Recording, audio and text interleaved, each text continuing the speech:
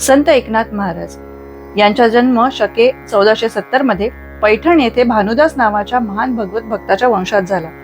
भानुदासाचा मुलगा चक्रपाणी, चक्रपाणीचा मुलगा सूर्यनारायण व सूर्यनारायणाचा मुलगा एकनाथ. एकनाथांच्या मातेचे नाव रुक्मिणी.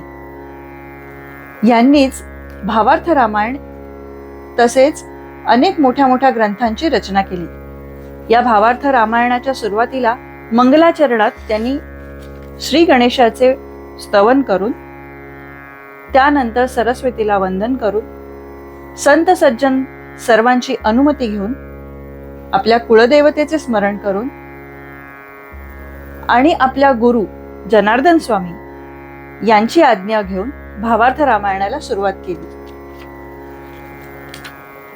त्यांच्या मते दशरथाचा वृत्तांत आणि दशरथ मृगयासाठी निघाला हे दोन आज आपण घेत आहोत. रामायणाचे मूळ अज म्हणजे जे जन्मरहित ब्रह्म, त्यातूनच 10 इंद्रिये हाच दशरथ या नावाने राजा म्हणून जन्मास आला.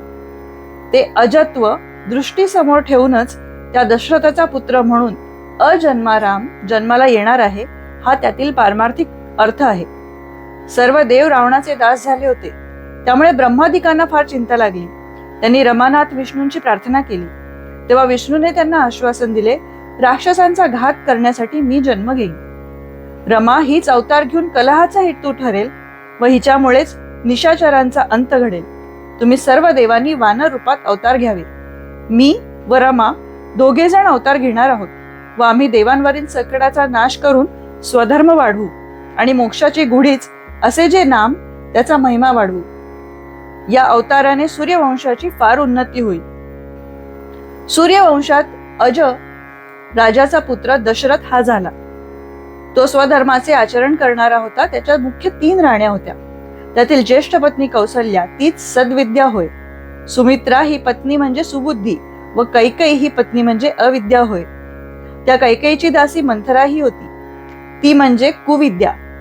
दशरथाला संतती नव्हती. पुत्र कामना मनाशी धरून राजा फार उदास असे.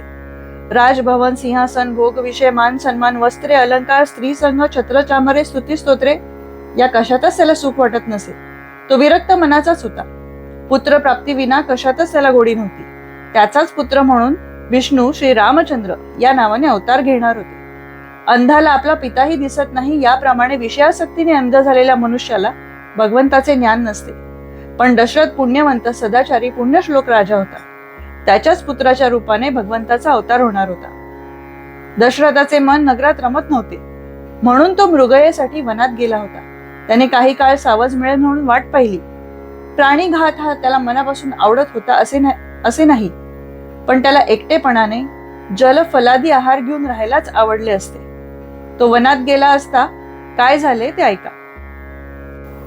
सावज मिळेल म्हणून दशरथ वाट पाहत होता. सूर्य मावळला, रात्र झाली. त्यावेळी श्रावण नावाचा एक तरुण आपल्या मात्या पित्यांना कावडीत घालून पाणी प्यायला देण्यासाठी पाण्याजवळ आला. कावड खाली ठेवून त्याने पाण्यात कमंडलू बुडवला. त्याचा बुडबुड असा ध्वनी उत्पन्न झाला. दशरथाने शब्दवेध करून बाण मारला. तो श्रावणाला लागला. श्रावण दुःखाने कळवळला व एकदम भगवंताचे नाम त्याच्या मुखातून बाहेर पडले आणि राम हेच नाम. रामावतार तर अजून पुढे व्हायचाच होता. त्या नामाने श्रावण तर मुक्त झालाच. ते नाम ऐकून दशरथाला वाटले आपले सर्व पापच दूर झाले. त्याने श्रावणाजवळ येऊन पाहिले तर तो बाण श्रावणाला लागला होता आणि जवळच त्याचे माता पिता रडत होते. दशरथाच्या हातून चुकून बाण लागला व आपला एकुलता एक पुत्र मरण पावला हे कळताच त्यांनी दशरथाला शाप दिला. राजा, आमचे प्राण आता जाणार. या पुत्रशोकाने आम्ही काही आता जिवंत राहत नाही, पण आम्ही जसे पुत्रवियोगाने मरणार तसाच तू पण पुत्रवियोगानेच मरशील. तो शाप कसला. पुत्रहीन दशरथाला ते वरदानच वाटले. आता राम हा शब्द त्याच्या हृदयात दृढ बसला. आपण आता पुत्रवान होणार असाच त्या शापाचा पूर्वार्ध होता. दशरथासमोरच त्या माता पितरांचे प्राण गेले. दशरथाने त्या श्रावणाबरोबरच त्या दोघांचेही अग्निकार्य व उत्तरक्रिया केली. हा श्रावण गतजन्मी एक मासा होता. त्याचे आईबाप गृध्द पक्षाचे जोडपे होते. मासा सरोवरात राहत होता. त्याचे पाणी आटले तेव्हा त्या माशाला शीतल जल असलेल्या दुसऱ्या तळ्यापर्यंत या जोडप्याने नेण्याचा प्रयत्न केला, पण मध्येच कळकाच्या बेटात तो मासा पडला आणि त्याच्यावरील अतिस्नेहाने ते पक्षाचे जोडपेही दुःखाने प्राणहीन झाले. गतजन्मीप्रमाणे श्रावण व त्याचे माता पिता यांचे मृत्यू या जन्मीही झाले, अशी कथा एका पुराणात आहे.